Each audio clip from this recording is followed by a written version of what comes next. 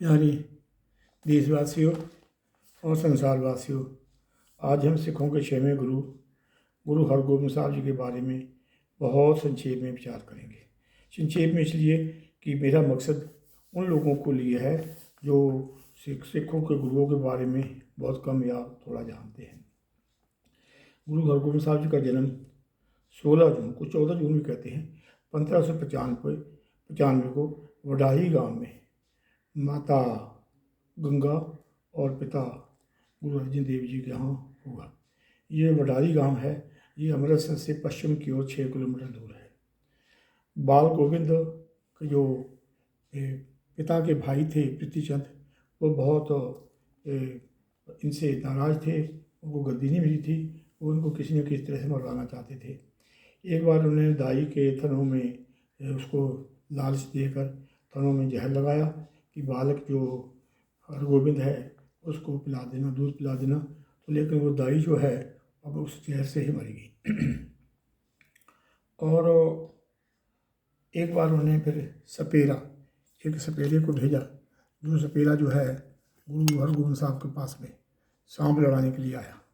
लेकिन उस सपेरे को खेलते खेलते ने गुरु हरगोबिंद साहब ने सांप को पकड़ लिया और सांप को छोड़ा नहीं, उससे सांप मर गया। इस तरह से एक बार उन्होंने जो रसोइया था उससे जहर दिलवाने की कोशिश की। जब जो दाई जो है जहर से मर गई तो वो उसने बता दिया था कि मुझे प्रीतिचंद ने भेजा है बच्चे को जहर पिलाने के लिए। और रसोइये ने क्या हुआ कि रसोइये ने दही में जहर मिलाया। जब उस समय गुरु हरगोबिंद साहब 4 साल के थे, गुरु हरगोबिंद साहब दही पी नहीं रहे थे, उसने हल्ला मचा दिया। तो घर वाले आ गए, बोले कि बच्चा दही नहीं पी रहा है, तो दही को कुत्ते को डाला तो कुत्ता मर गया। तो रसोइये ने सारा सच बता दिया। उसके बाद में गुरु हरगोबिंद साहब जी को लेकर वो अमृतसर में आ गए। जब गुरु हरगोबिंद साहब 6 साल के हुए तो उन्होंने शस्त्र विद्या पहले बाबा बुढ़ा से अक्षर विद्या, फिर शस्त्र विद्या वगैरह इनको सिखाई। तीर चलाना, तलवार चलाना, बंदूक चलाना और घोड़सवारी करना सिखाया। और उस समय गुरु अर्जन देव जी ने अमृतसर सरोवर तैयार कर लिया था।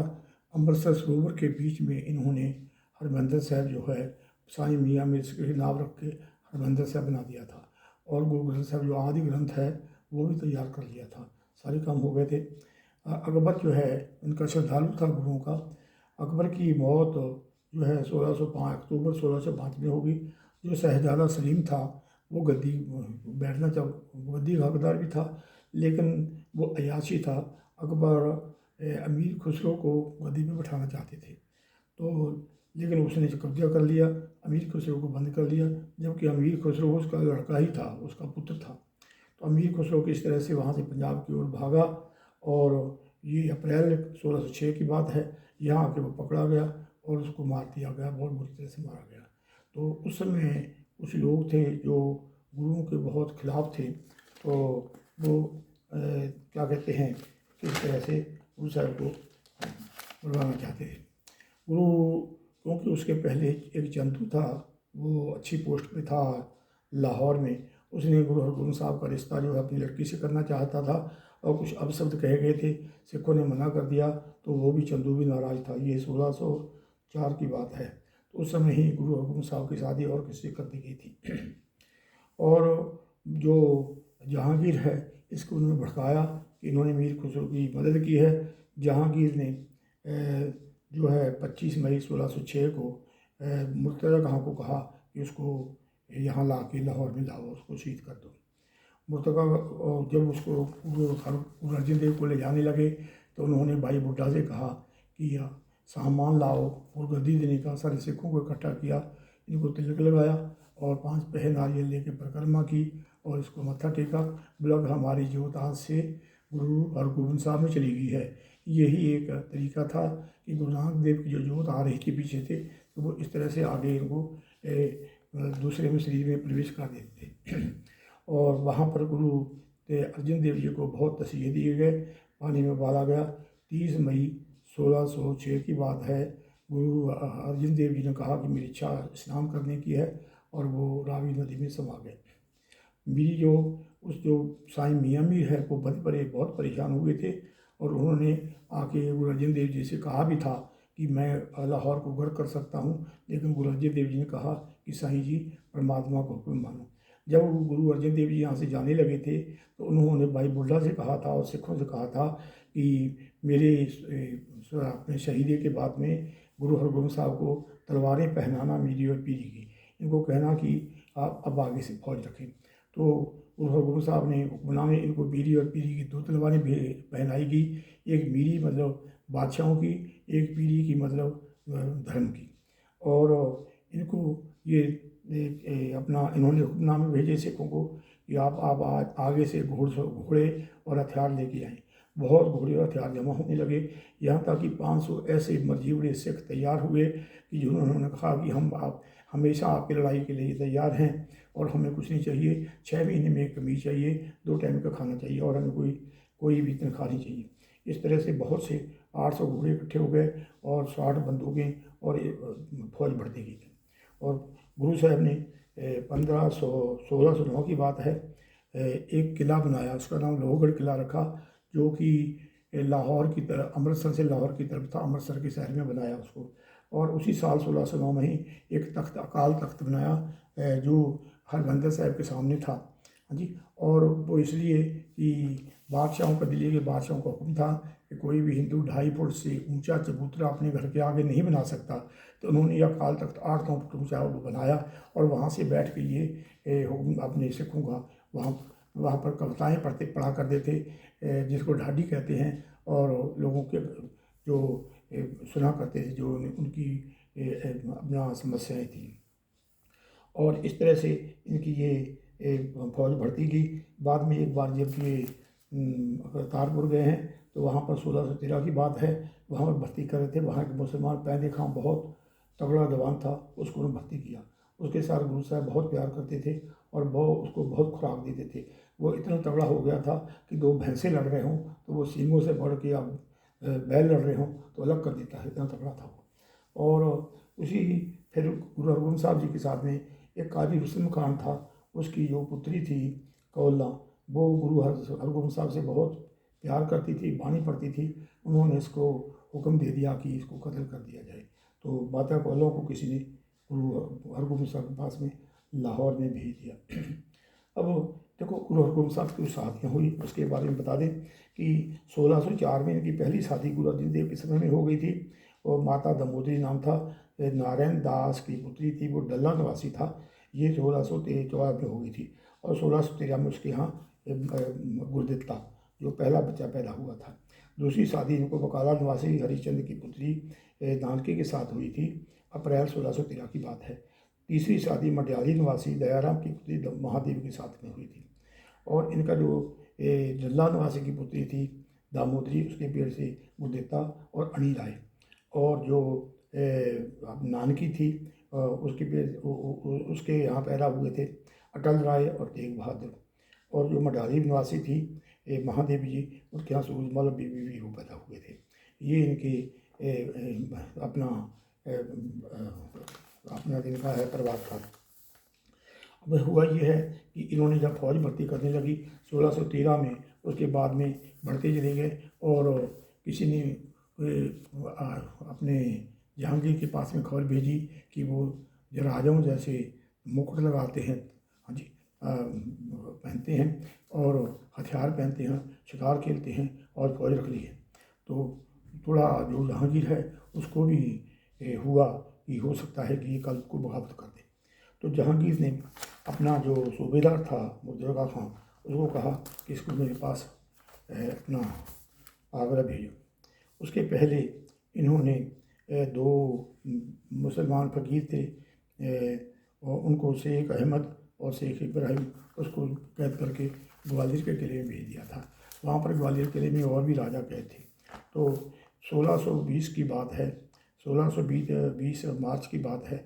गुरु हरगोबिंद साहब जी जब आगरा में जहांगीर से मिले तो उन्होंने 12 साल के लिए कैद कर दिया कि आप लाहौर की ग्वालियर के किले में नज़रबंद रहेंगे। लेकिन और 1601 आपको बता दें कि 1611 में जहांगीर की शादी नूरजहाँ से हो गई थी। नूरजहाँ बहुत सियानी थी। और जब वो वहाँ चले गए तो ये बीमार रहने लगे। तो कुछ लोगों ने जो फ़कीरों से पूछा, साईं मियाँ मीर से पूछा, उन्होंने कहा कि आपने कोई फ़कीर आदमी जो है बंद रखे करके हैं उसको छोड़ो। तो उन्होंने फिर जो जहांगीर था धार्मिक प्रवृत्ति का था, इसने क्या किया, शेख अहमद को और शेख इब्राहिम और गुरु हरगोबिंद साहब को कह दिया कि आप इनको रिहा कर दो। जब हरगोबिंद साहब का रिहा होने का कागज पहुंचा तो ये बोले कि मैं रिहा नहीं हूँगा, क्योंकि जो बादशाह थे वहाँ के राजा कहे थे वो गिड़गिड़ाने लगे। जब वो हरगोबिंद साहब जी किले में गए थे तो वो बहुत खुश थे, वहाँ रोजाना कीर्तन चलता था और गुरु गोबिंद सिंह जी अपना लंगर चलाते थे, वो बहुत खुश थे।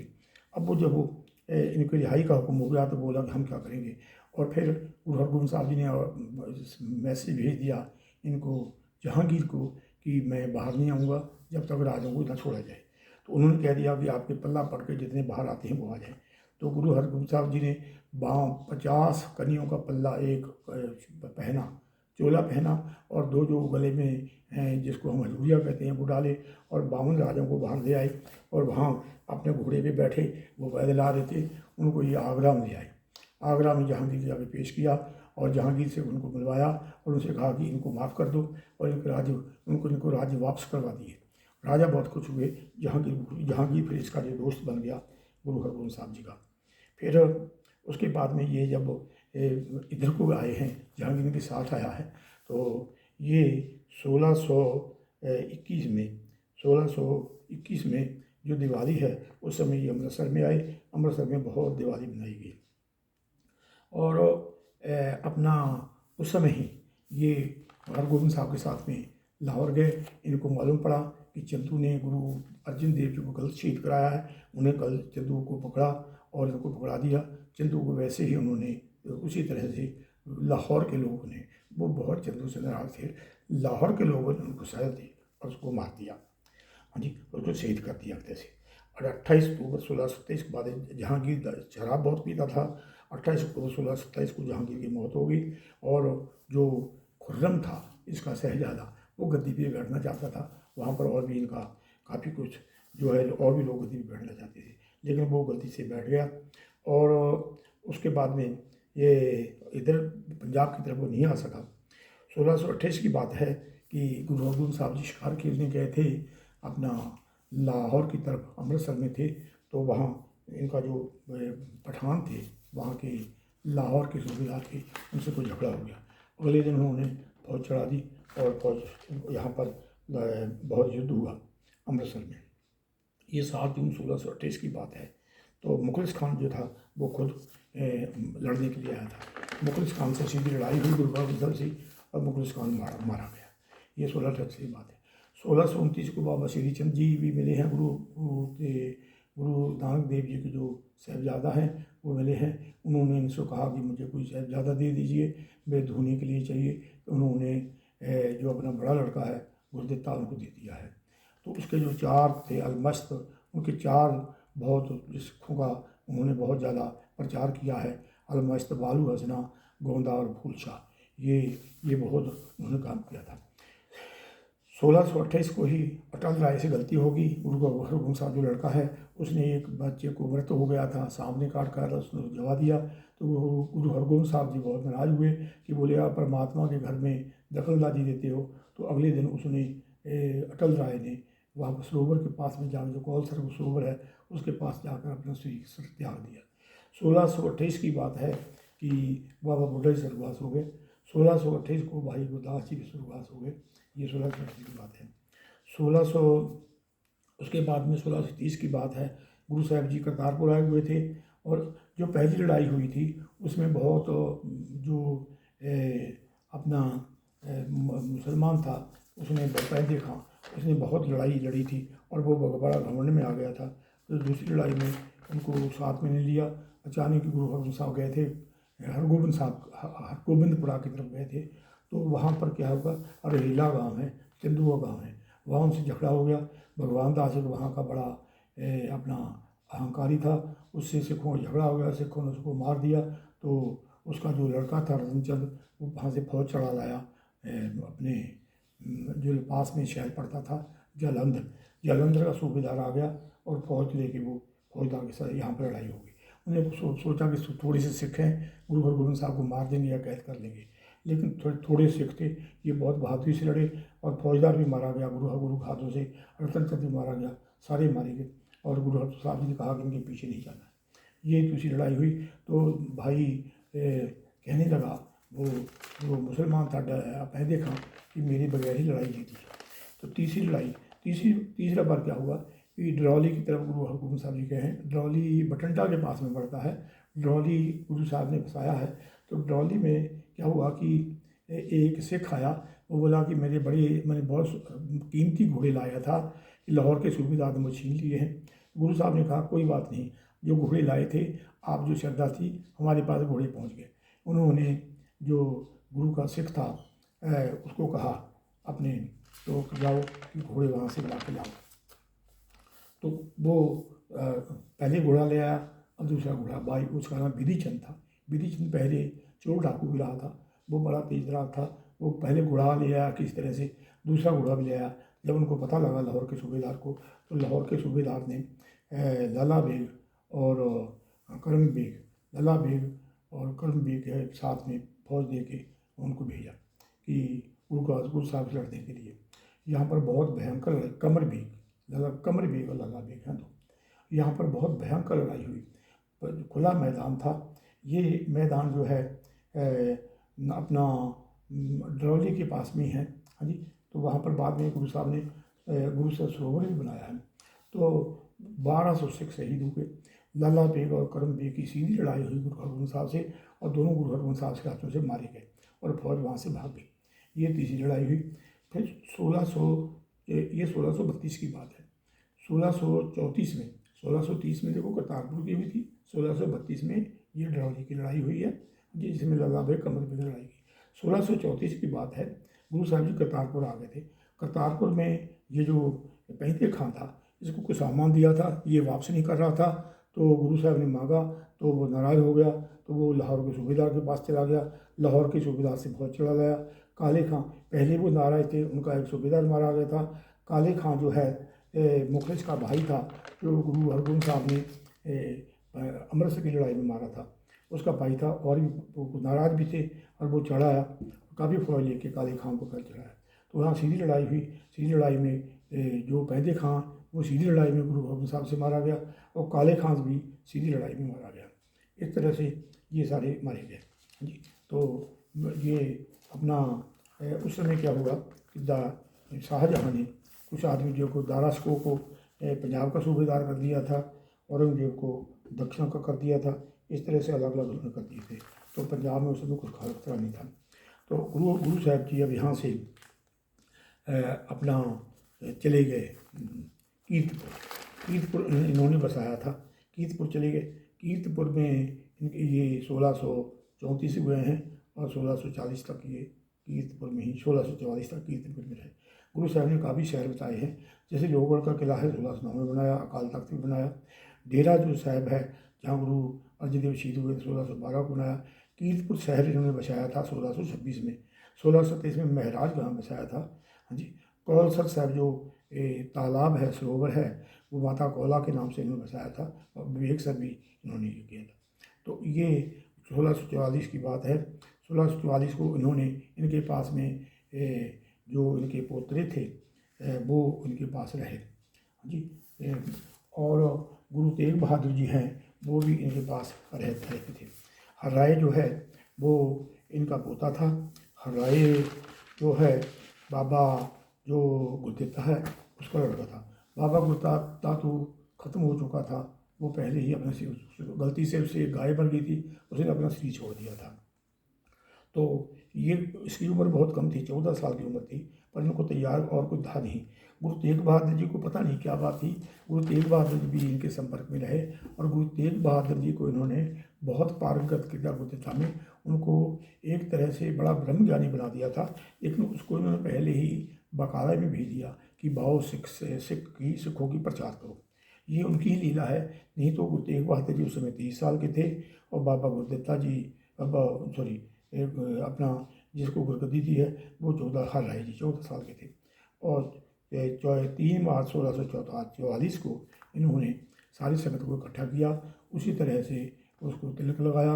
बाबा जो बुड्ढा जी हैं उसका पुत्र था, उसने गुरुदत्ता जी, उसने आके इनको तिलक लगाया, 5 पैसे नारियल लेके और इनकी परिक्रमा की और अपनी जो ज्योति है उन्होंने कहा ये जो ज्योति है गुरु नानक देव जी की, वो इसमें रख दी। सारे सिखों को बताया कि जो गुरु है वो शरीर नहीं है, वो एक ज्योति है, परमात्मा की ज्योति, गुरु नानक जी की ज्योति जो हमारे पास आ रही है वही आगे जा रही है। सारे गुण जो है उनके, वो परमात्मा के गुण जो है, जो गुरु नानक में गुण थे, वो आगे गुरु में आ जाते हैं इस तरह से। और अगले दिन इसका संस्कार किया गया, अंगीठा सजाया गया, संस्कार किया। संस्कार में वहाँ का एक राजा था जो बड़ा प्यार करता था, जब ऊँची लपटें निकली तो वो कूद के उसमें मर गया था। इस तरह से ये गुरु हरगोबिंद साहब की संक्षेप में कथा है। ये गुरु के 6वें गुरु हैं। इन्होंने अपने जाने से पहले गुरु हरराय को गद्दी सौंपी। हरराय भले ही हरराय को बहुत पारंगत कर दिया था, और वैसे भी वो बहुत विद्वान था। ये मेरे देशवासियों, ये जो संक्षेप में, बहुत संक्षेप में मैं आपको बता रहा हूँ। हाँ जी, तो लंबा नहीं, तो इसमें मेरी बहुत गलतियाँ हुई होंगी, मुझे आप माफ़ कर देना। आप सबको प्रणाम है। अस्सलाम वालेकुम है। वाहिगुरू जी का खालसा।